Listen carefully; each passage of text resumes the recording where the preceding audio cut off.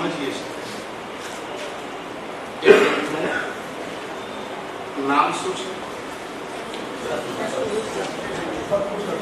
સત્પુરુષ લક્ષણ આવે છે. સારા પુરુષના લક્ષણ અમે જો વાંચીએ, અમે જો સાંભળીએ, એક સરસ મજાની કહેવત છે, જીન ઉત્તમ ગુણ ગાવતા ગુણ આવે નિજ અંગ. અમે જેનું સ્મરણ કરીએ, અમે જેનો વિચાર કરીએ, અમે જેને અમારા ધ્યાનમાં પ્રવેશ આપીએ, ધીરે ધીરે અમારું રૂપાંતર એમાં થતું હોય છે. તો એવા અદ્ભુત આ ગ્રંથ અને એ ગ્રંથનું પ્રથમ સેન્ટેન્સ અત્યારે હું મને આપી રહ્યો છું. માથું ઓળી લેવાનું અને વિનય મુદ્રામાં બેસવાનું, એટલે કે ડાબો પગ ઉભો કરીને આપણે વિનય મુદ્રા પડે પણ વિચર કરીને બેસીએ એવી રીતના બેસી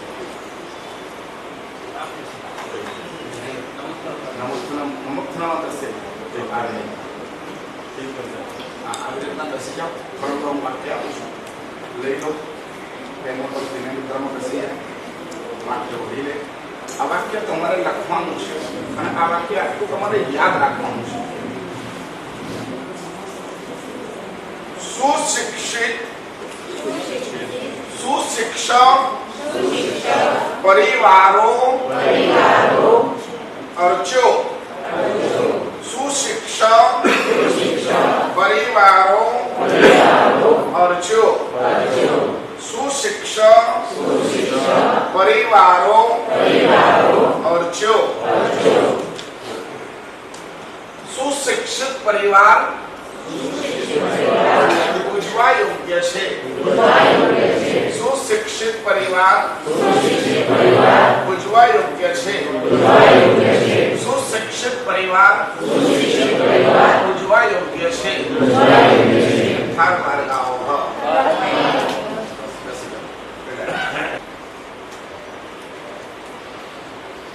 સૌથી પહેલા અમારો એક સંકલ્પ જોઈએ કે મારે સારા બનવું છે.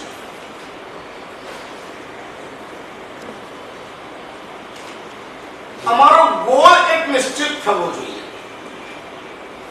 કે મારે સારા બનવું છે. એ મારો ગોલ છે. તો સારા મારે કઈ કક્ષાના બનવું છે એ પણ એક ગોલ છે. અમારા એંગલમાં, અમારા આદર્શની અંદર ખાલી પૈસો છે, અમારા આદર્શની અંદર ખાલી પ્રતિષ્ઠા છે, ઇજ્જત છે, અમારા આદર્શની અંદર ખાલી અમારી પદવી, હું ટ્રસ્ટી બનું, શ્રીમંત બનું, કેટલાય ટ્રસ્ટોમાં ટ્રસ્ટી બની જાઉં, મને સત્તા મળે, હું વિધાનસભ્ય બનું, સંસદ સભ્ય બનું, પ્રાઇમ મિનિસ્ટર બનું, હું સીએમ બનું. અમારા ગોલમાં શું છે?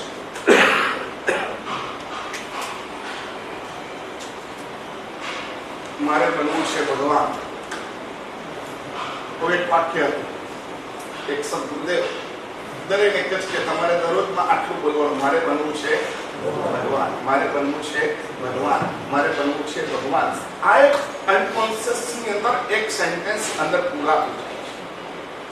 તમે બોલતા જાઓ, બોલતા જાઓ, બોલતા જાઓ, એટલે તમારા અનકોન્શિયસ ની અંદર એ વસ્તુ જાગૃત થાય. તમારા કોન્શિયસ માઇન્ડ ની અંદર વહેવું જાય અને જેના માધ્યમે તમારા ભીતરમાંથી ઉત્પન્ન થાય કે મારે બનવું છે ભગવાન. અમારી યાત્રા પ્રારંભ થાય છે. અમે કશું જ નથી અને અમને આજે પૂછવામાં આવે તમારો ગોળ કયો છે, તમારે શું બનવું છે, તમારે શું જોઈએ છે, તમારે તમારી જાતને ક્યાં ઢાળવી છે એ નિશ્ચિત કરવું પડે. हमारे भीतर में हमारा एक पक्का निर्णय होना चाहिए, आज नहीं तो कल, कल नहीं तो परसों, परसों नहीं तो नरसों, लेकिन मेरे को ये बनना है. और हमारी यात्रा प्रारंभ होती है.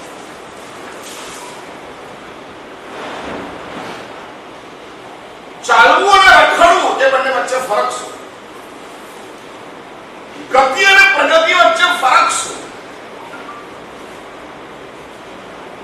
ચાલવું એટલે તમે ચાલો છો, ચાલો છો, ચાલો છો, ચાલો છો, પરંતુ તમારું લક્ષ્ય નિશ્ચિત છે, તે દિશામાં ચાલો છો.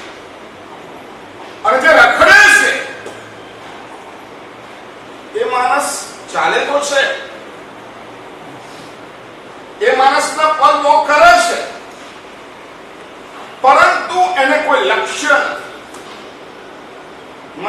ચાલે છે. આમ ગયો તો આમ ને આમ ગયો તો આમ ને આમ ગયો તો આમ ને આમ ગયો તો આમ. આવી રીતના જે માણસ ગતિ કરે છે એને પ્રગતિ નથી કહેવાય. પ્રગતિ એને કહેવાય કે અમારા ટાર્ગેટની સાથે નજીક જતો જાય, દરરોજ 1 મિલીમીટર પણ આગળ વધે તો એને કહેવાય છે ગતિ, પ્રગતિ. આજે હું તમને પૂછું તમારો ગોલ કર. જન્મ્યા, મોટા થયા, ભણ્યા, લગ્ન કર્યા, જોબ કરી, હવે આગળ છોકરા પેદા થયા, છોકરાઓ મોટા થયા, એને ભણાયા, એના લગ્ન કર્યા, અમે ઘરડા થયા. બોલો હવે પછી ના અત્યારે ઉભા થઈ જાય. ચલો જેને પોતાનું કામ પૂરું થઈ ગયું હોય એને હું લઈ જઉં છું. આટલું કામ જેનું પૂરું થઈ ગયું હોય એને હું લઈ જવા આવ્યો છું. તૈયાર થાવ કેમ બોલો? શું બાકી છે? ના છોકરાના લગ્ન થઈ ગયા, હવે એના છોકરાની જવાબદારી તમારી તો નથી ને. તમારા છોકરાની જવાબદારી અમારી છે, એના છોકરાની જવાબદારી તમારી છે નથી ને. તો હવે તૈયાર છો બોલો ને.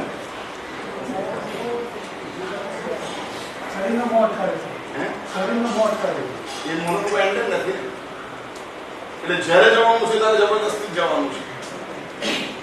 જયારે જવાનું છે ત્યારે જબરદસ્ત જવાનું છે. અને એવો મોહ છે કે એના માટે કોઈ રિસ્ટ્રિક્શન, કોઈ પણ કાર્ય, ન પૈસો, ન સંપત્તિ, ન સત્તા, કશું જ કામ આવે એવું છે જ નહીં. નિશ્ચિત અમારે જવાનું છે. અને એટલા માટે પરમાત્માએ કીધું તમે તમારા જીવનનો ગોલ બનાવો. ક્યારે બનીશ હું સાચો રે સંત, ક્યારે થશે મારા ભાવનો રે. જન્મ જરા મૃત્યુ નિવારનાર આ મારો ગોલ છે. મારે મોક્ષમાં જવું છે, આ મારો ગોલ છે.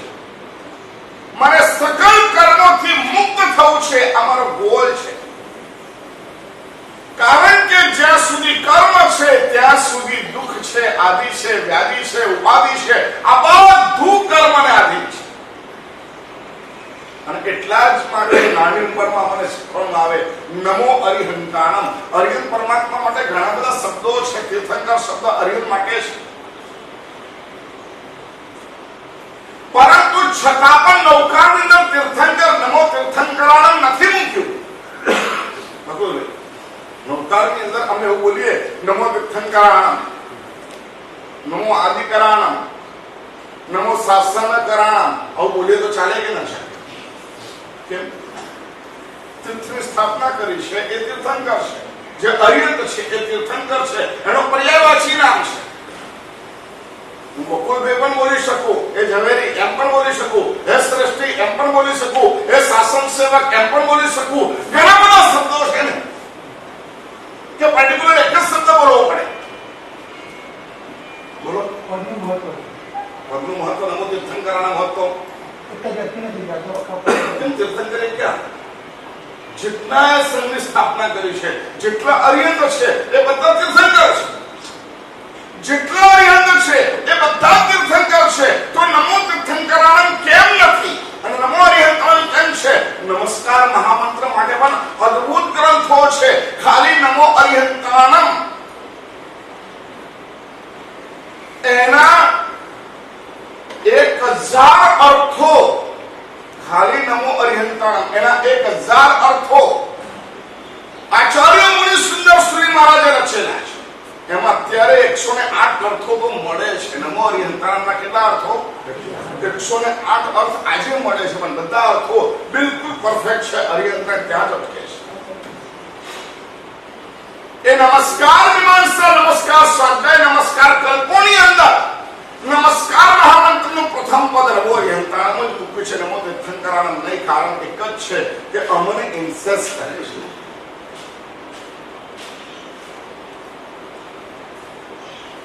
અરી એટલે શત્રુ અને શત્રુ એટલે કર્મ. હંતા એટલે હણેલા છે. જેને કર્મને ખલાસ કરેલા છે એ તારા ભગવાન છે. એનો મતલબ એ થયો કે તારે શું કરવાનું?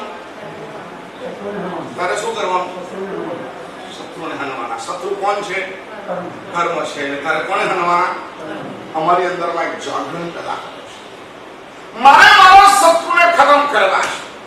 મારી આસપાસનું તમામ દુઃખ શત્રુ દ્વારા નિર્મિત છે। મારી આસપાસમાં જેટલી આદિ વ્યાધિ ઉપાધિ છે, જન્મ જરા અને મૃત્યુ છે, એ બધું જ કોના દ્વારા નિર્મિત થયેલું છે? કર્મ દ્વારા નિર્મિત થયું છે।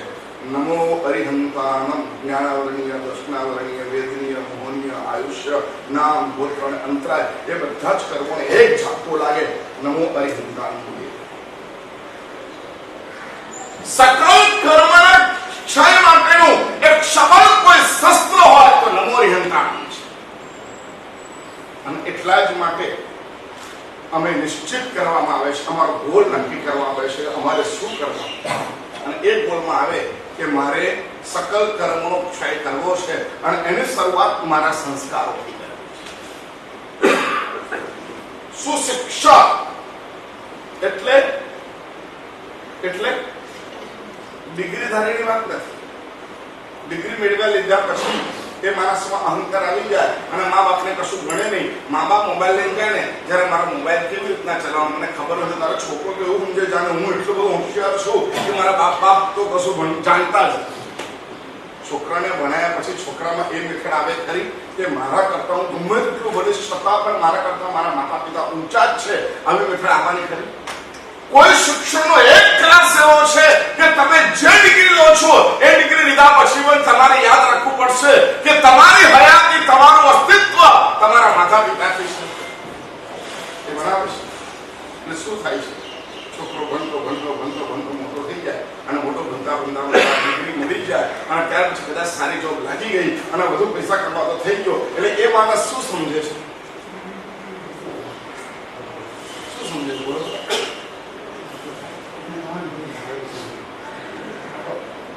તને ચાલતા પણ નહોતું આવડતું, તને બોલતા પણ નહોતું આવડતું, તને શીરામાં હાથ નાખવો કે વિષ્ટામાં હાથ નાખવો એ ખબર નહોતી પડતી। જો તારા મા બાપ ન હોત તો શીરાના બદલે વિષ્ટામાં પણ હાથ નાખી છે, મોઢામાં નાખી દીધું હોત। શક્ય છે? શક્ય છે? એટલા માટે અમારી સંસ્કૃતિમાં એવું કહેવામાં આવ્યું છે 1000 શિક્ષક, કેટલા? 1000 શિક્ષક એના કરતા પણ વધુ મૂલ્યવાન કોણ છે? 1000 શિક્ષકની ગરજ સાડે છે એક માં। 5, 7, 8, 9, 10, 12 વર્ષમાં એટલા શિક્ષકો જેટલું ઘડતર આપે છે એના કરતા વધુ ઘડતર કોણ આપી શકે છે? ઠંડી, ગરમી, ખવાય ન ખવાય કશી જ ગમ નહોતી અને છતાં પણ અમને મોટા કર્યા। સ્કૂલ જવા યોગ્ય કર્યા, સ્કૂલ જવાને યોગ્ય કર્યા। એ બધું જ કોને કર્યું? કોને કર્યું? માતા પિતાએ। અમારું પુણ્ય સંરક્ષણ કર્યું। સૌથી પહેલા શિક્ષક અમારા કોણ છે? અને અમારી નીતિ, અમારી સંસ્કૃતિ અહીંથી પ્રારંભ થાય છે। ધર્મશાસ્ત્રમાં પહેલા એ વાત કરી માતા પિતશ્ચ પૂજ્ય। પૂજ્યપાદ ભાગવત ધારક સાગરાનંદ સુરેશ્વરજી મહારાજ સાહેબ જે ગ્રંથની રચના કરે છે અને પહેલું વાક્ય આજે અમને આપ્યું છે સુશિક્ષ પરિવારોચ્ય। સુશિક્ષા એટલે કે સંસ્કાર લીધેલા, જેની અંદર સંસ્કારો છે એવો પરિવાર એને પૂજવા યોગ્ય છે। એવો પરિવાર પૂજવા યોગ્ય છે। પૂજવા યોગ્ય છે એ તો અંતિમ વાક્ય થયું, પરંતુ શરૂઆત થાય છે પરિચય કરવા યોગ્ય છે। પૂજા ક્યારે કરી શકો? પરિચય વગર કરી શકો? તમારા ફ્રેન્ડ સર્કલ ઉપર નજર રાખો। તમારે આગળ વધવું છે, પહેલા નજર કરો મારી આસપાસમાં કોણ છે? સંસ્કારી માણસો છે કે સંસ્કાર વગરના માણસો છે? ખ્યાલ છે? મને પૈસા માટે ધકેલનારા માણસો, લોભ લાલચમાં નાખનારા માણસો છે કે મને ક્યાંક કશું કહેનારા માણસો છે? આજે કહું, સૌથી પહેલા અમારી લાઈફની અંદર કોઈ એમ્પાયર જ નથી, કોઈની પણ લાઈફમાં કોઈ એમ્પાયર જ નથી છે। આઉટ કે એટલે બસ કોઈ એક્સક્યુઝ નહીં, સ્ટોપ થઈ જવાનું એવું છે। સચિન તેંડુલકર પણ કદાચ એને બેટ માર્યું અને કદાચ 6 લાગી ગઈ અને છતાં પણ એમ્પાયર એવું કે આઉટ, તો એ શું કરે? તો શું કરે? શું કરે? મને બેટ હાથ ઊંચા કરી દે, મેદાન છોડી દે અને પોતે બેક ટુ પેવેલિયન થઈ જાય, ત્યાં જતો રહે. આપણી લાઈફમાં કોઈ એવો એમ્પાયર છે? મારા સાહેબ આ સોદો કરવાનો છે અને એમાં 25-30 લાખ રૂપિયા મળી જાય એવું છે. ખાલી એક જ મહિનાની અંદર થોડું ખોટું બોલવું પડે, થોડું કામ કરવું પડે, કદાચ થોડું ઇગ્નોર કરવું પડે. મારા બાપના દોસ્ત હશે એની સાથે થોડું દગો કરવો પડે, પણ આ તો જો પૈસાનો મામલો છે યાર. એવો માણસ હતો કે તમારા બાપ જયારે બોમ્બેમાં આવે તે વખતે કશું જ નહોતું, એ માણસે એની આંગળી પકડી હતી અને એને 100-150 રૂપિયાનો પગાર એ વખતે એને આપતા હતા અને એનામાં તમે ધીરે ધીરે આગળ વધ્યા, તમારા બાપ આગળ વધ્યા, એના પછી તમે આગળ વધ્યા, તમે અત્યારે અહીંયા સુધી પહોંચ્યા. ભણવામાં જ્યારે તકલીફ પડી તે વખતે એ માણસે તમારા બાપને 100, 200, 500, 1000 રૂપિયા આપ્યા હતા અને તમારે ધીરે ધીરે આગળ વધારતા ત્યાં પહોંચ્યા. આજે એવી પરિસ્થિતિ આવી ગઈ કે તમારે થોડું ખોટું બોલો તો 25-50 લાખ રૂપિયાનો ફાયદો થઈ જાય એવો છે. તે વખતે બોલો શું વિચાર આવે? શું વિચાર આવે? બોલો જો યાર આ બધું તો છે ને, આવું ભાઈ એ પણ કમાયા છે, થોડી કે આવી રીતે કમાયા છે, એને પણ કોઈને બોલો જલ્દી, એને બી કોઈને સિસ્ટમમાં પૂર્યા છે ત્યારે કમાયા છે. એટલે જિંદગીમાં એક વખત આવું બધું થઈ જાય, એકવાર આપણું ઘર થઈ જાય, આપણે કેપેબલ થઈ ગયા, પછી કદાચ સોરી કહી દઈશું, પછી કદાચ એને પાછા આપણે વધારે કમાવશું તો આટલા આપી પણ દઈશું, પણ હવે એવું ના ચાલે. આવી ક્ષણ કોઈ એમ્પાયર છે આપણી લાઈફ ઘરડાઓને સાઈડ પર મૂક્યા પછી અમારી લાઈફમાં કોઈ એમ્પાયર નથી. મમ્મી પપ્પાને અખોડા કહી દીધા પછી અમને કોઈ કહેનાર જ નથી. અમે રાતના ઘરમાં 2 વાગે પણ આવી શકીએ, આવીને વળી ચા નાસ્તો કરી શકીએ, વળી પાછી પત્તા રમવા બેસી જઈએ, વળી પાછી 4 વાગ્યા સુધી ટીવી ચાલે અને 4:30-5 વાગે સુઈ જઈએ અને સવારે 11 વાગે ઉઠીએ. અમને કોઈ કહેનાર છે? બોલો દોસ્ત, તમને પૂછું છું, કોઈ કહેનાર છે? હે સાંભળનાર કહેનાર છે? સાંભળનાર કહેનાર છે? તાકાત છે કહેવાની? કહેવાય પણ સાંભળનાર. અરે કહેવાની તાકાત છે. માણસો કહેવાની તાકાત કેમ ગુમાવી બેઠા ખબર છે? બાકી તો આંખનો ઇશારો થાય અને ગમે તેવો મોટો છોકરો હોય ધ્રુજી ઉઠે, પપ્પા સોરી બોલ દે, આવું બોલીશ નાખવાનો છે. બોલો જલ્દી.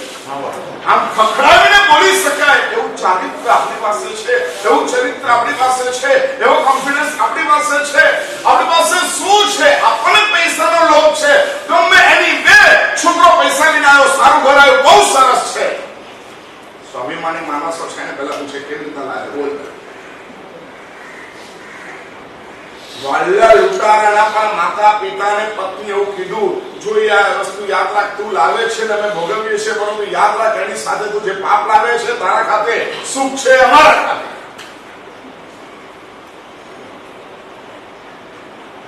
સુશિક્ષા સંસ્કારી પરિવાર એનો પરિચય કરવા જેવો છે.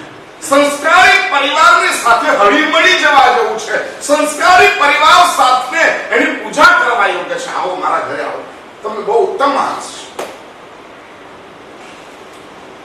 આપણા સંઘમાં કેટલા ઉત્તમ દેખાય તમને? આપણા સંઘમાં ઉત્તમ માણસ. અરે હું કહું છું તમારા ઘરની અંદર 5-6 જણ વચ્ચે તમને ઉત્તમ કોણ દેખાય? બોલો. આપણે બધા કેવા છે?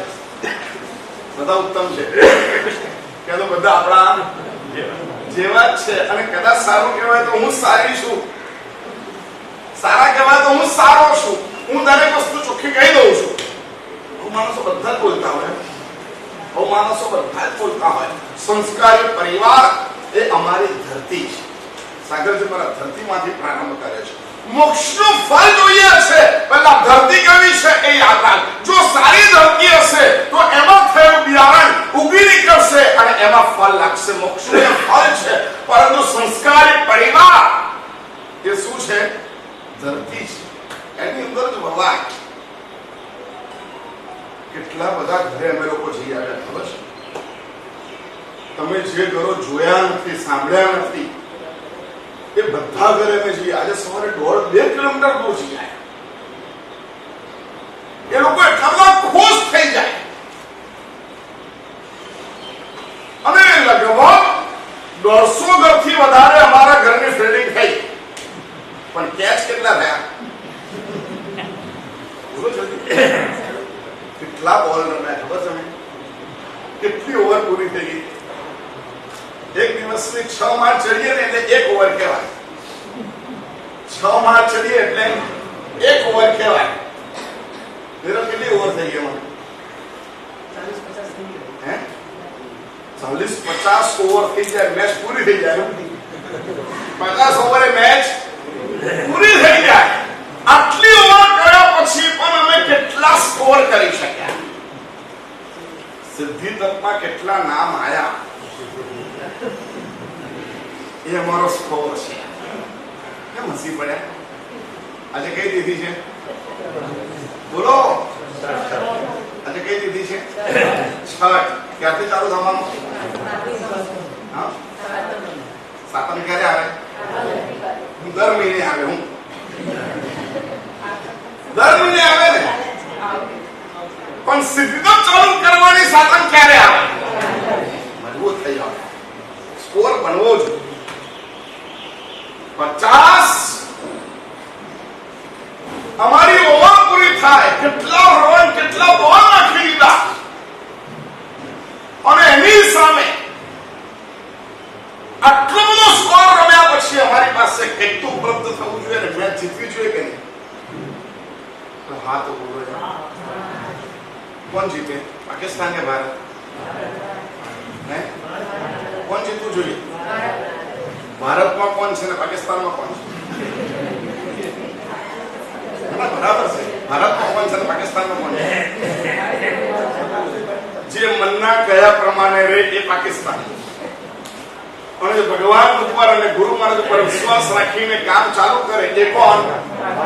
ભારત. હવે બોલો, કોણ છો તમે? હવે તમે કોણ છો? ભારત કે પાકિસ્તાની?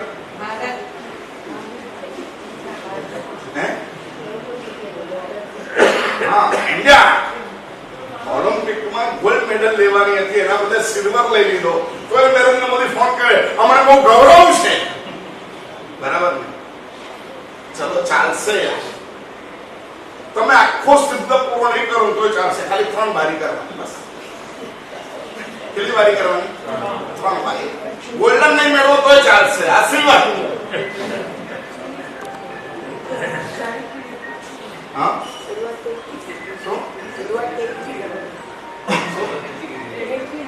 શરૂઆત તો એકથી જ હોય ને. શરૂઆત તો એકથી જ હોય. પણ ગોલ્ડ મેડલ ન મળે અને સિલ્વર મેડલ મળે તો પણ ચાલે. ટ્રાય કયો હોય? Gold medal. ઓલિમ્પિક ની અંદર ગોલ્ડ મેડલ લઈ લીધો વિરાટ. અને એમાં ઇન્ડિયા ગૌરવ અનુભવે છે. સંસ્કારી પરિવાર. અને સંસ્કારી પરિવારની અંદર કશું પણ લાવીએ છે તો બમણું, તમણું, 1000 ગણું, લાખ ગણું ઉભી નીકળે છે. બહુ સુંદર મજાનો આ પ્રથમ અમારું લક્ષણ છે કે જે અમારી પોતાની આંતરિક સ્થિતિ, અમારી મનસ્થિતિ જે સારો લાગે એને પૂજા કરનારો હોય, એનો પરિચયમાં આવનાર હોય. ગુરુ મહારાજ પધારે છે, ચલો હું જોઉં સત્સંગ. સાધુ ભગવાન પધાર્યા છે, હું જાઉં સત્સંગ. આ સારા માણસો છે, ચલો આપણે સારા માણસોને ગ્રુપ બનાવીએ, સારી કંઈક વાતો કરીએ. સૌથી પહેલા અમારી ભૂમિકા આ તૈયાર કરવી છે. અને તો અમારા પરિવારની અંદર મોક્ષ માટેનું યોગ્ય વાતાવરણ ઊભું થાય. મોક્ષ માટેનું સુયોગ્ય વાતાવરણ ઊભું કરવા માટે અમારી પાસે આ લક્ષણ જોઈએ છે. સુશિક્ષિત પરિવાર. અમે પણ કોઈના માટે સંસ્કારી પરિવાર હોઈ શકે અને કોઈ અમારા માટે સંસ્કારી પરિવાર હોઈ શકે. ઉત્તરોત્તર ગતિ વધતી જાય છે. મદાલસા સંસ્કાર આપતી.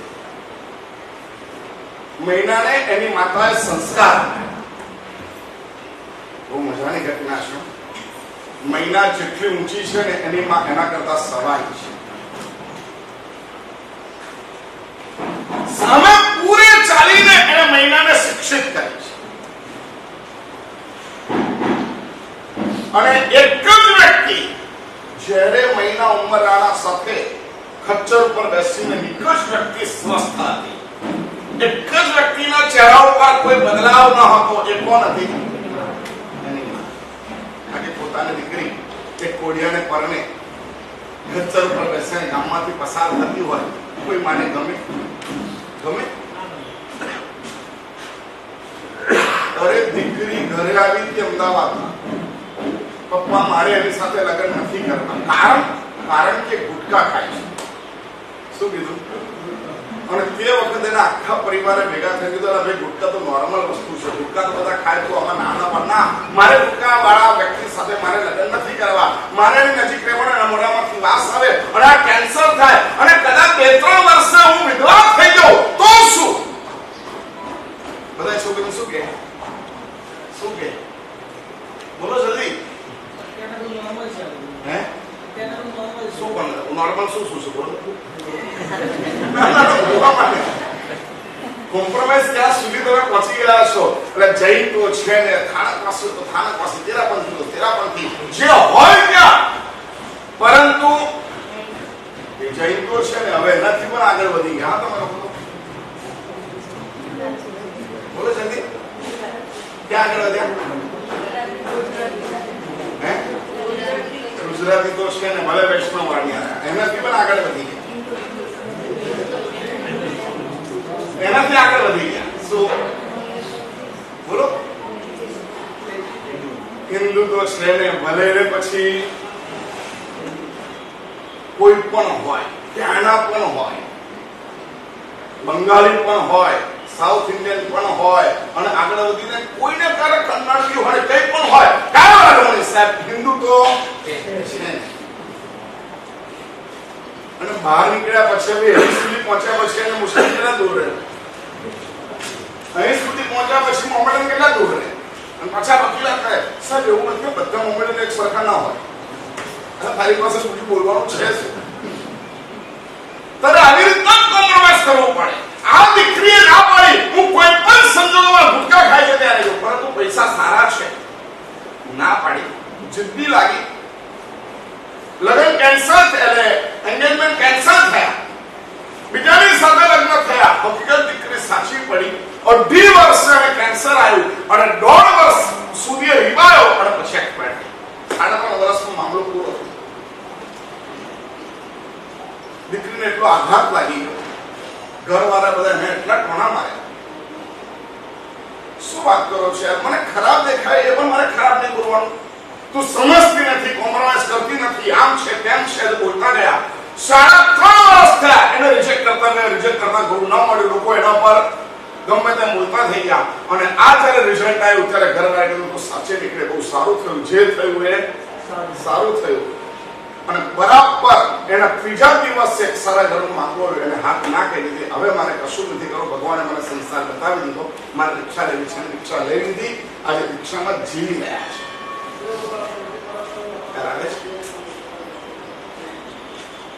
સંસ્કારો નાનકડા વિચારોને એક્સપોઝ કરે છે, સારા વિચારો. અને ખરાબ ઘરનું વાતાવરણ એ સારા વિચારોને પણ ડિફ્યુઝ કરે છે. આજે ઘરમાં જેને કહેવાનું, કમસે કમ એક નિયમ લઈ લો. આજે ઓછામાં ઓછું 5 જણે તમારે સિદ્ધતા માટે કહેવાનું. કેટલા જણે કહેશો? બોલો ને. મને લાગે છે તમારે કોઈ ચાવા પીને આવતા નથી તો ઊંઘમાં ગયા. હવે એક વાર નક્કી કરી દઈએ, 8:30 વ્યાખ્યાનમાં જેને આવવાનું હોય એને રાત્રે 10 વાગે સુઈ જવાનો નિયમ લેવો પડે. 10 વાગે ફોન બંધ, 10 વાગે સુઈ જવાનું. જુઓ પછી સવાર કેવી પડે છે. સુશિક્ષિત પરિવારો રચ્ય સારો સંસ્કારી પરિવારની નજીક જવું છે. શરૂઆત અહીંથી કરો. જિંદાસ નામનો શ્રેષ્ઠી, એને ત્યાં રહેલો બળદ એ પણ એના સંસ્કારોથી પવિત્ર બની ગયો. અદ્ભુત છે. જૈન ઘરની સંસ્કારોની શ્રેણી કઈ બતાવી છે. ઉપાશ્રયની બહાર બાંધેલો હાથી હતો. ઉપાશ્રયની બહાર બાંધેલો હાથી હતો. હાથી એવો તો શૂરવીર હતો, શિક્ષિત હતો અને એ સૂંઢની અંદર તલવાર લઈને યુદ્ધ લડતો હતો. આવો હાથી હતો. પરિવાર શું એનર્જી ઉભી કરે છે, શું ઉર્જા છોડે છે. સારા ગ્રુપમાં, સારા પરિવારમાં અમે જો છીએ અને કોઈની વેલ્યુ શું છે, સારા માણસોના પરિચયમાં હોઈએ છીએ તો અમારી વેલ્યુ શું હોય છે. હજારો દ્રષ્ટાંતો છે. એનામાં કશું જ નહોતું, પરંતુ સારા માણસની સંગત હતી. એની સાથે સાથે સાથે સાથે જતા જતા જતા જતા એ સારો થયો, ધર્મી બની ગયો. તમારા ઘરમાં રહેલી કામવાળી એ જૈન ધર્મથી પ્રભાવિત થઈ. તમે એને ક્યારેક કીધું કે કોઈ પણ જીવ મરવું ન જોઈએ, અને તમારા ઘરની અંદર પણ જો મછલી પકડતી હોય, તમારા ઘરમાં પણ જો કઈ હિંસા થતી હોય તો નહીં કરવાનું, આપણે ન કરાય, આવી રીતના એને શિક્ષિત કરે? આ વાતાવરણ છે. એક માણસ પોતાની લાઈફમાં બીજા એક માણસને જૈન બનાવે ને તોય ઘણું થઈ સમજ પડે. એક માણસને જૈન બનાવે. આ અહીંયા ઇશારો કરે સાગરજી મહારાજ, આ ઇશારો કરે છે. સુશિક્ષિત પરિવાર, જે શિક્ષિત અને સંસ્કારી પરિવાર છે, એની સાથે અમારો પરિચય હોય, એની સાથે અમારું નૈતિકતા હોય, અને એમ કરતા કરતા કરતા એવા પરિવારની અમે પૂજા કરનારા. પૂજા કરવી એટલે એને બોલાવવો ઘરે, એની સાધર્મિક ભક્તિ કરવી, એને જમાડવો, અને ત્યાર પછી એને તિલક કરવું, અને ત્યાર પછી એને પહેરામણી આપવી.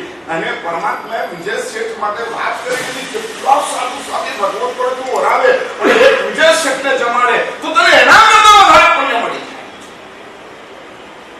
સંસ્કારની આ વ્યાખ્યા છે, ઉર્જાની આ વ્યાખ્યા છે. અને આવો અદ્ભુત પરિવાર જેને મળે છે એ મોક્ષ માર્ગ માટેનું પ્રથમ પગથિયું ચડે છે. મારો દોસ્ત કેવો હોવો જોઈએ, મારો ફ્રેન્ડ કેવો હોવો જોઈએ, મારો ગ્રુપ કેવો હોવો જોઈએ, મારી આસપાસના માણસો કયા હોવા જોઈએ, જે મને પાપમાં પ્રોત્સાહિત કરે એવા માણસો નહીં, પુણ્યમાં પ્રોત્સાહિત કરે એવા માણસો જોઈએ. પોઝિશન પતી ગયા અને પછીનો રવિવાર છે, અને પછી એક માણસે કીધું ચલો યાર હવે બહુ થઈ ગયું, રિસોર્ટમાં જઈ આવીએ, લોકડાઉન પણ ખુલી ગયું છે, આપણે ત્યાં જઈએ. અને પછીનો એક માણસ આવ્યો કે ચલો યાર આપણે યાત્રા કરીએ. આપણી ચોઈસ ક્યાં? અહીંયા બેઠા છો ત્યાં સુધી મારી સામે તો તમે એક જ શબ્દ બોલશો, કયો? દયા છો ને, સંસ્કારી છો. પછી બહાનું કાઢે, સાહેબ આમ તો મારી કોઈ ઈચ્છા નથી, પણ હવે છોકરાઓ ઘણા ટાઈમથી બહાર નીકળ્યા નહોતા અને આવું હતું ને તેવું હતું ને એ લોકોએ કીધું એટલે મને એમાં કોઈ ઇન્ટરેસ્ટ નથી. પણ તમે બધા છે તો ઘરમાં સાથે રહ્યા છે તો પછી સાથે જવું પડે. કેટલા બહાના નીચે તમે તમારા પાપને પોષણ કરો, કેટલા બહાના હેઠળ અમે અમારા પાપ વૃત્તિઓને પોષણ કર્યું છે, અમારા 18 પાપ સ્થાનકોનું પોષણ કર્યું છે. સંસ્કારી પરિવાર શું છે?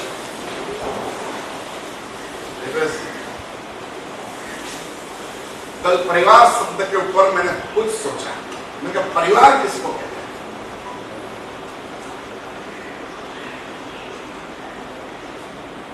संस्कार तो होता है, लेकिन संस्कारी परिवार होता है तो संस्कार तो साइड में रहा, लेकिन उसकी सुगंध, उसकी स्मेल परिवार में क्या होती है? हमारो श्रेष्ठ परिवार से केवी રીતના કરી શકાય? સમજ પડે? અમારો પરિવાર શ્રેષ્ઠ પરિવાર. સાચે કહું, તમારા ઘરની અંદર નેમ પ્લેટની આગળ આમ પૂછીએ, અમારો પરિવાર શ્રેષ્ઠ પરિવાર. કેવી રીતના હોય? કેવી રીતના હોય? પરિવાર 4 અક્ષર છે. કેટલા અક્ષર છે? 4 ઉપર મેં 4 થીમ વિચાર્યા કે હકીકતની અંદર પરિવાર શ્રેષ્ઠ હોય તેમાં શું હોવું જોઈએ? સમજમાં આવે? સારો દૂધપાક કે સારી બાસુંદી કે સારી રબડી હોય તેમાં શું હોવું જોઈએ? તો દૂધ સારું હોવું જોઈએ, સ્મેલ સારી આવવી જોઈએ, લચ્છા બરાબર હોવા જોઈએ, કેસર નાખેલું હોવું જોઈએ, ઇલાયચી નાખેલી હોવી જોઈએ, બરાબર ને?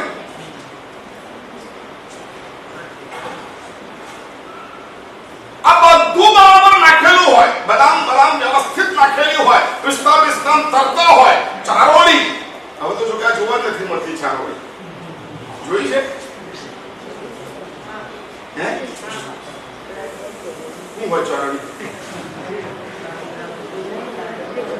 गंगा तो दुर्भाग्यની અંદર પણ ચારોળી નખાતી છે જાયફળ નખાતું જાયફળ નહીં ચારોળી અલગ ને જાયફળ અલગ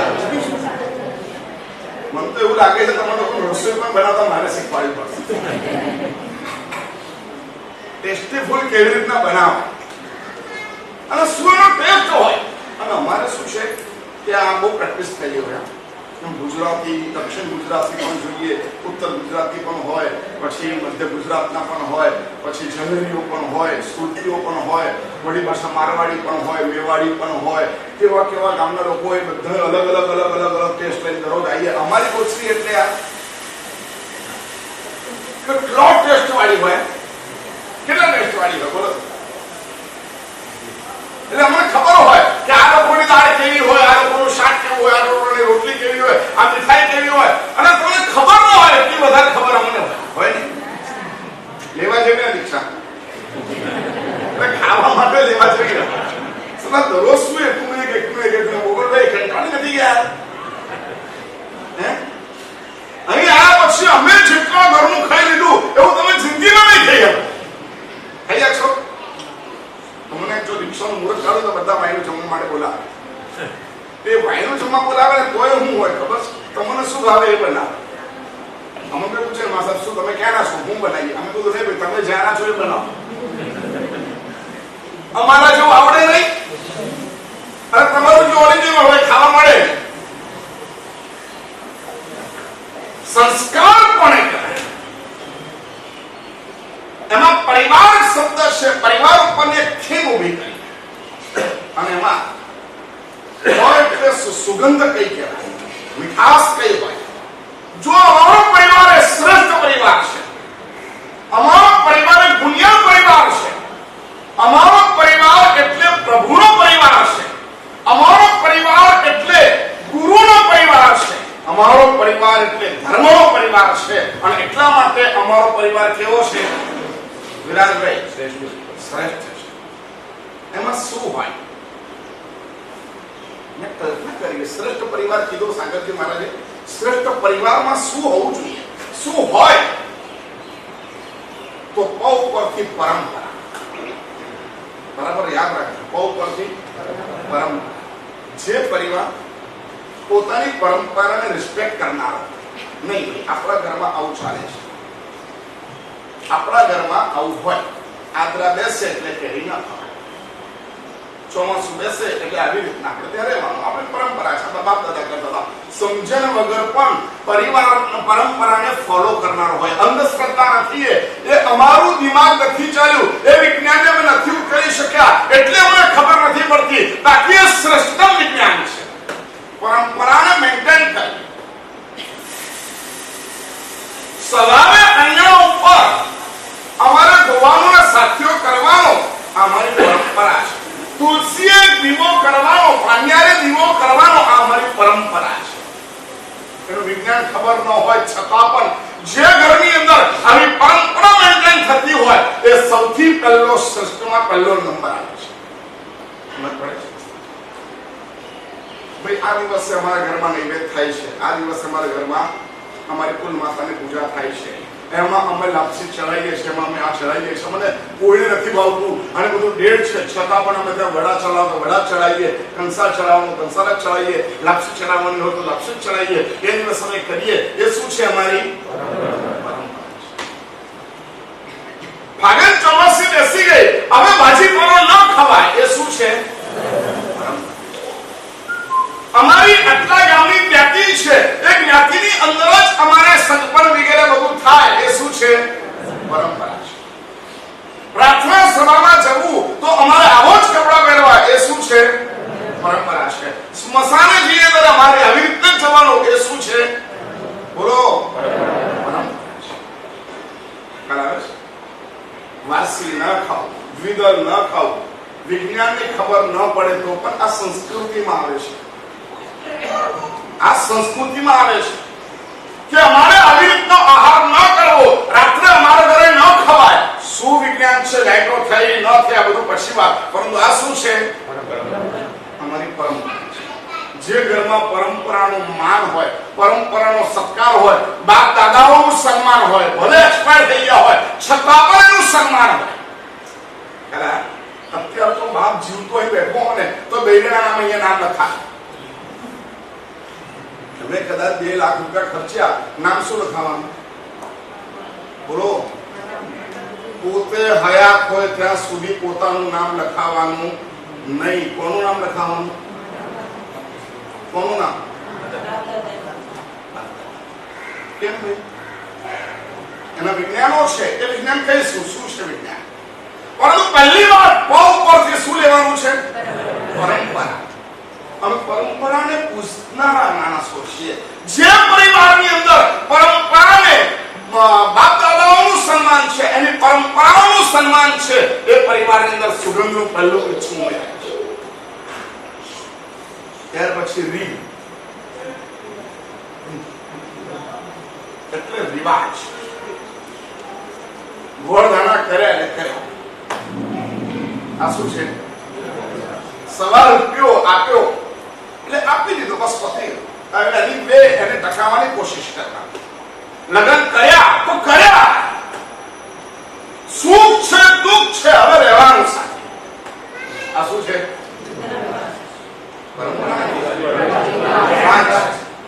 આ મારી સંસ્કાર છે. મારા મા બાપ જે છે પરંતુ મારા છે. દીકરો જેવો હોય પરંતુ મારો છે, એને પોષણ કરવા. સમજ પડે છે? તમારા ઘરને તમે નહીં જુઓ પરંતુ આવી સ્થિતિને જુઓ કે માં ઘરડી એટલે સાસુ ગાણા થઈ ગયેલા છે, બાપ પેરાલિસિસમાં છે અને પતિ કમાતો નથી અને આ બાજુ મને એટ્રેક્શન મળે છે, હું શું કરું? અને વળી બાજુ છોકરો છે એ સાવ મુખ અને બધિર લૂલો રંગડો છે. આ તપશ્ચર્યા છે, આ પણ તપસ્યા છે, આ પણ મારા કર્મનો ક્ષય કર. કાંઈ વાંધો નહીં ભગવાન, તે મને જે આપ્યું છે ને એમાં હું પાસ થઈશ. ખ્યાલ આવે છે? બિહાર કરીને ગયો તે જગ્યાએ અને એક બહેન, એનો દીકરો હતો 15, 16, 17 વર્ષનો, સાવ લૂલો ગાંડો, જે આવે એને મારે, બહાર ખેંચે, આવું બધું કરે. અને છતાં પણ એ બહેન એ પ્રેમથી છોકરાને જે રીતે સમજાવે ને જે રીતે એને મેન્ટેન કરે, બધું ક્યારથી આવો છે સાહેબ? જન્મ ત્યારથી આવો છે. 18 વર્ષ એને થઈ ગયેલા હતા અને છતાં આવો છે. અને તમે બિલકુલ ગુસ્સો થયા વગર એને સમજીને એને મેન્ટેન કરો છો. મનોમન મારાથી નમસ્કાર થઈ ગયું. કેવી મોટી તપસ્યા! રિવાજ છે. મારો દીકરો છે, એને મારે પાલન પોષણ કરવાનું મારો રિવાજ છે. મારા માતા પિતા છે, બસ છે. મારો પતિ છે. પૈસા નથી કમાતો એટલે શું થયું? સમજ પડે છે? ડિવોર્સના કારણો જ્યારે જોઈએ ને ત્યારે આપણને હસવું આવે. ડિવોર્સના કારણોનો અભ્યાસ કરીએ તો મેક્સિમમ કારણો સાવ તકલાદી છે, સાવ તકલાદી. અને એવા કારણો પર માણસો છૂટા થઈ. પરિવારમાં આવો કોઈ દાખલો ન હોવો. ખ્યાલ આવે છે? પરિવારમાં આવો કોઈ દાખલો ના હોય. અમે જે કરીએ અને હકીકતમાં કોઈ પરિવાર તમને આવા મળે કે જે પરિવારમાં છેલ્લા 100 વર્ષમાં કોઈ પણ પ્રકારની આવી કોઈ પણ હરકત થઈ ન હોય, એ પરિવારને કેવો રિસ્પેક્ટ મળે સાહેબ? જવાબ, એ પરિવાર એટલે ખુશાલી. એકવાર બોલ્યા, એકવાર કીધું, એકવાર પ્રોમિસ થયું, પછી કાંઈ જ ના હોય. સીતારામની પાછળ જાય માણસો ટ્વિસ કરે તો કેવું કરે ખબર છે? અમને એક જણે પ્રશ્ન કર્યો. માણસો ટ્વિસ કરવાની પણ એક આવડત છે. માણસે પ્રશ્ન કર્યો કે સીતારામની પાછળ વનવાસમાં કેમ ગઈ? વનવાસ કોને માંગ્યો હતો? કોનો માંગ્યો હતો? રામ. બરાબર? કોને જવાનું હતું? રામને જવાનું. સીતા કેમ ગઈ? 14 વર્ષ થાય પાછા આવી ગયું. બોલો ભાઈ, પૈસા કમાવા માટે ચાઇના જવું પડે કે અમેરિકા જવું પડે કે એન્ટ્રોપ જવું પડે તો શું કરો? હા ભાઈ, તમે જઈ આવો, આવી જજો. બરાબર? સીતા કેમ ગઈ? બોલો જલ્દી. આ બહેનોને જ ખબર. સીતા રામની પાછળ કેમ ગઈ? પત્ની ધર્મ શું હોય? પત્ની ધર્મ એ શું હોય? પતિ જેમ કરે કરવાનું એમ.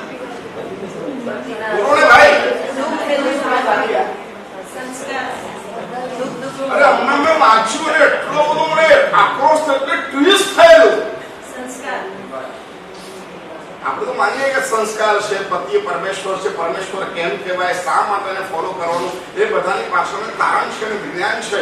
ત્યાર પછી આવું છે, માત્ર શબ્દોની છલ નથી, અંધારું કારણ નથી, એ માત્ર આગળું નથી, આની પાછળ એક મેથેમેટિક્સ છે, આની પાછળ એક વિજ્ઞાન છે.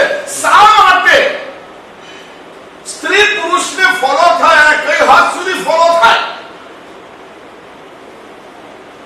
એની પાછળનું કારણ છે, વિજ્ઞાન છે. ક્યારેક એ પણ તમને સમજાઈશ કે શું કારણ છે, આ બે શું છે, એમાં સ્ત્રીનું ક્યાંય અવમૂલ્યન નથી. પણ આમાં ટ્વિસ્ટ થયેલી વાત મેં અમને સાંભળી, મને એટલું બધું હસવું આવ્યું, શું માણસો શું વિચારી શકતા હોય. અને શું કીધું ખબર, સતી સીતા જેવી ચપરાક છોકરી કોઈ શરૂઆત જ હતી, એના જેવી હોશિયાર છોકરી કોઈ. સામાન્ય પ્રશ્ન થાય, આમાં હોશિયારી ક્યાં? દુઃખમાં જવાનું, જંગલમાં જવાનું. એને કીધું દશરથને પત્ની કેટલી હતી? સમજી ગયા ને? 4 સાસુને મેન્ટેન કરવી એના કરતા એકલા રામની સાથે જંગલમાં જવું એ સારું છે. એટલા માટે ને બોલો હોશિયારી, બોલો બહેનો, 4 સાસુને મેન્ટેન કરવી એના કરતા એકલા રામને મેન્ટેન થઈ જશે. 4 સાસુને માથે લઈને ફરવું એના કરતા 14 વર્ષમાં કંટાળી જવાય, બુદ્ધિ થઈ જવાય, એના કરતા રામ હવે જવું સારું. બોલો કઈ મજાની વાત છે. હિંસ કરવાની, છલ કરવાની એ પણ એક લિમિટ હોય એમ માણસ. પરંતુ આ એટલે બીજો શબ્દ અમારો રી ઉપરથી શું આવે છે? વા ઉપરથી વાત્સલ્ય, લાગણી. પરિવારમાં 6 માણસો હોય, 6 પ્રત્યે લાગણી ખૂબ હોય. જોકે હવે બોલવું પડે 6. પહેલા આના થોડાક વર્ષો પહેલા એવું કહેવાતું હતું, મારા 15નો પરિવાર, 20નો પરિવાર, 25નો પરિવાર. અમને એક માણસ પણ મળ્યો મને કે મારા પરિવારને ભેગા કરીને ઓછામાં ઓછા 150 જણ થાય. કેટલા જણ થાય? 150 જણ થાય. 12-13 ભાઈ બહેનો, એમની વહુઓ, એમના દીકરાઓ, અને એ પણ સુગંધ હતી. મારા સાહેબ, અમે એક રસોડે, વાલકેશ્વરની અંદર 45 માણસો એક જ રસોડે જમે છે. ખબર પડે છે? આજે તમારે ત્યાં રસોઈયા હોય તો પણ 4 માણસો ભારે પડે છે.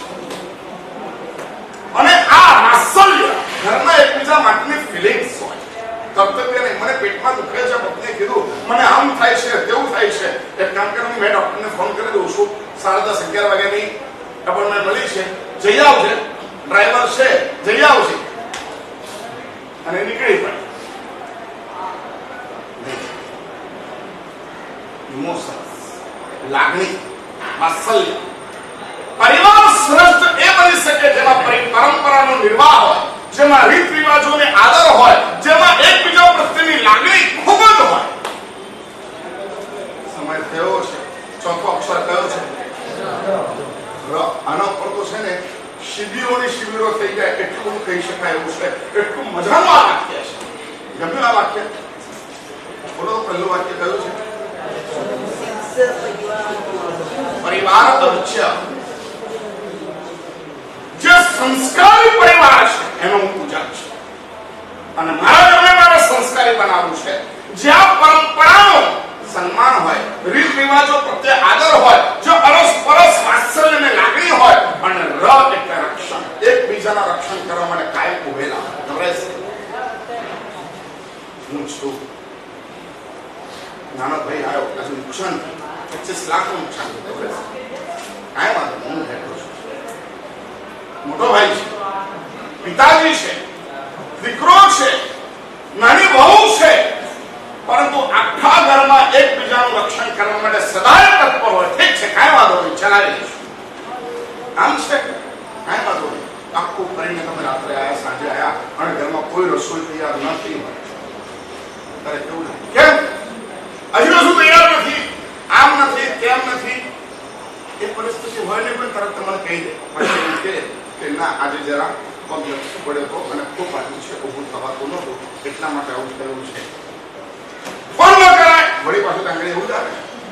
ફોન ન કરાય, કેવું જોઈએ ને, હું બહાર થયો તો શું લઈને આવું. તમારા મેટરની અંદર માત્ર તમારી ભૂખ જ છે. એ પડી, એ વાગ્યું, એ થયું, એ કશું જ મેટરમાં નથી. તમારા મેટરમાં શું છે? કેવું જોઈએ હું લઈને આવે.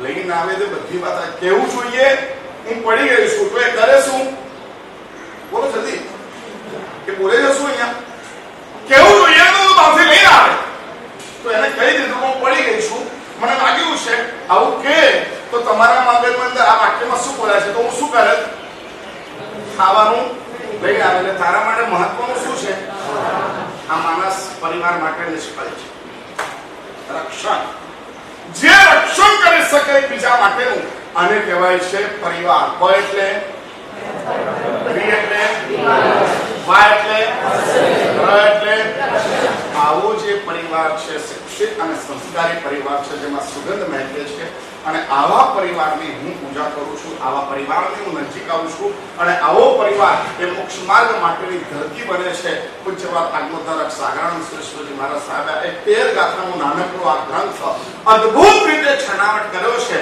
અને આ પહેલો વાક્ય આપણે આપ્યું છે એનો આપણે સ્વાધ્યાય કરે ઘણું બધું કહી શકાય એવું આ વાક્ય છે અમારા જીવનને ઘણી બધી એપ્લિકેશન આવી શકે એવી આ ભૂમિકા છે આપણે આ વાક્યને સમજીને આગળ વધીએ અમારો પરિવાર શિક્ષિત બને અને જે પરિવાર શિક્ષિત છે એના પરિચયમાં આજે અમે આવીએ દોષ કશું નહીં એટલા માટે અમારે એક શબ્દ છે કલ્યાણ મિત્ર બનાવો શું બનાવો કલ્યાણ મિત્ર ક્યારેક તમને ટોકી શકે એવા મિત્ર બનાવો ક્યારેક તમારો એમ્પાયર બની શકે એવો મિત્ર બનાવો બસ આ નથી કરવાનું સારું નહીં કરો સ્ટોપ નહીં જલવો નહીં કરવાનો ભલે પણ એને આટલું નુકસાન થાય કાંઈ વાંધો નહીં એવું કે ક્ષણે છોડી દેવા માટે તૈયાર બની શકે આવો એક ફ્રેન્ડ પણ જો જિંદગીમાં હશે ને તો હકીકતમાં આપણું કલ્યાણ થઈ શકશે એટલે કલ્યાણ મિત્ર કલ્યાણ પરિવાર અને સંગતિમાં આપણે આગળ વધીએ એ જ સાગરજીનો ઉદ્દેશને ભરી જઈએ